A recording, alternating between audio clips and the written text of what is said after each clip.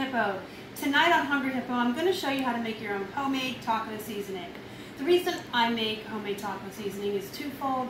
Number one, it's much cheaper than the stuff you buy in the envelopes at the store. And it's also a lot healthier than the stuff you buy in the envelopes at the store. That stuff has preservatives and things in it that your body just doesn't really need. When you make it at home by yourself, the only ingredients are the spices. So you're not getting into that extra stuff. I use taco seasoning for a lot of recipes in our house, a vast variety of foods. So when I noticed I was buying 3 to 4 envelopes a week and it was racking up the money, that was when I started researching how to make my own. Now, taco seasoning is something you can play with. It can be to taste. You can add more of the stuff that makes it hot, which is the chili powder and the crushed red peppers, or you can add less. You can play with it to the taste of your family until it's at the heat that you enjoy. I make it pretty spicy. I also add 2 tablespoons of my seasoning to a pound of beef or a pound of chicken. Some people only use 1 tablespoon, some people use more. It just depends on how heavy you want your spice to be and how much heat you want in your recipe. So I'm going to show you the way I make it, and then you can go from there and you can play with it and make it how you want it. What you're going to need, first of all, is an airtight container. You need it to be airtight. It has to be airtight. You don't want air getting in on your spices. It can ruin them. It can ruin the taste. It can make them clump. All kinds of bad things can happen. So just get an airtight container to keep it in, and you can keep it for like a year or 2. I'm not an expert on spices, but I did check all the expiration dates on my stuff before I started the video. And it seems that most spices expire within a year or 2. So I would say after you mix it, if it's airtight, it'll last a year or 2. I don't think it'll last that long. I make a batch and it lasts like a week or 2 in my house. But again, I use a lot. You're going to need measuring spoons, a mixing bowl, something to mix with. You can use a stick, but I recommend a spoon or a spatula. You're going to need salt. And you can use whatever brand spice you want. You're going to see all of mine are variety of generic and store brands because I like to save money. Alright, you're going to need salt. You're going to need paprika. You're going to need oregano, chili powder, crushed red peppers, garlic powder, and I have minced onions here. You can alternately use onion powder. It is 1 teaspoon of onion powder to 1 tablespoon of minced onion. And you need ground cumin. This is essential. This is one I really wouldn't omit or play with. Cumin is the basis for most Mexican seasonings. It gives it that authentic flavor you're used to in Mexican food and Mexican seasonings. You also need black pepper, which I left on the counter, so maybe my cameraman will hand it to me. It was a lot to carry to the table, folks. So you also need black pepper. So you can see I have a cheat sheet in front of me. I still use my cheat sheet or my recipe that I printed out a long time ago. I actually took the recipe that I found, and like I said, I played with it until I have what I like. And so let's just see how I do it. I get the chili powder first, and I do, y'all are gonna freak out, we don't need that, 4 tablespoons. 1. No, it looks like a lot. When you see how much taco seasoning this recipe overall makes, once I add everything, it doesn't seem excessive. And you see that, like, if some falls out, I don't care. Because again, we like everything spicy. So 4 tablespoons of that, and then I use 1 tablespoon of the minced onion.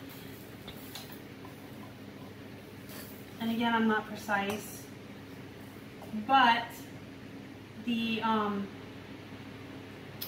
taco seasoning is a big hit with my kids this summer, so I guess I'm doing something right. So I gotta get 1 teaspoon of garlic. I'll tell you my thing about garlic though, we really like garlic a lot. So what I usually do is I'll put in the teaspoon and then I just add a little sprinkling more. We really like garlic. So there's the garlic. And then I use an entire teaspoon of the crushed red pepper flakes. Again, you don't have to use as many or as much of the chili powder if you guys don't like things as spicy as we do. I'm just not even going to deal with lids right now. And then we're going to get the oregano and we're going to add a whole teaspoon of that. I wish I knew how to read my labels. I think I need glasses. I probably do need glasses, to be honest. Alright, paprika is 2 teaspoons. So, 1, 2. Then you get the cumin. It uses a lot of cumin because, again, that is the basis of the spice. This is a new container, so it is not wanting to open. Hey guys, I'm back. I had to actually stop the video for a minute and ask Keith to help me open my new bottle of cumin. The top won't come off at all, so I cut it with a knife. We don't need to talk about that. So 3 teaspoons. This is going to be difficult because I legitimately had to cut this open. I don't know why it's stuck. It's probably 2.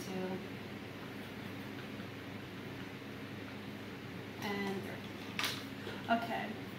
Then you need, it calls for a lot of salt. So if you are on a low sodium diet or you don't like a lot of salt, you may want to think about how much salt you're putting in, or you can get that light salt. Because you need to put in 4 teaspoons of salt. It's a lot. So 3 and 4.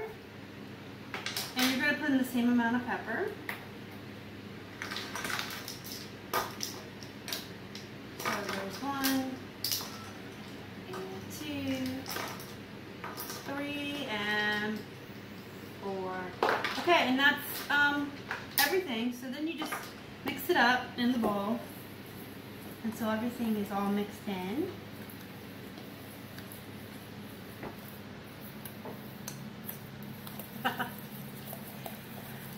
Just mix it up, and once it's mixed real good, you can move it to your airtight container. You can see mine already has some of my older stuff in it, but I'll just mix it all right in together. And as you saw, you don't have to be exactly precise. If a little bit extra falls in or dumps in, it's fine. Like I said, this is to taste. My recipe's not exactly precise at the time. And what I also do before I use it, I shake it like this when I get it out of the cupboard, just to make sure everything's still mixed in. If you use the minced onions, they kind of like to settle on the bottom. So I'll just shake it like this, and then some of it will get in there, so when I open it, I'll actually open it over whatever I'm seasoning so the spare can fall into my meat or my crock pot. So that is homemade taco seasoning. If you guys make homemade taco seasoning at home, I can speak today. Let me know below, and if you make it differently than me, I'd be curious to know what you add in or don't add in that's different. I'd be willing to try it because we use taco seasoning for a lot of stuff. We like a lot of Mexican food around here. And if you've never made it at home before and you feel like you're going to give it a shot, let me know that too. Let me know if you guys liked it, if you try it. If you like this video, smash the like button. That would be fantastic. And if you haven't already and you'd like to, please subscribe to our channel and help us feed a hungry hippo. You can find us on Instagram, Facebook, and Twitter. We are at Flippin Hippos. Until next time, you guys have a good night.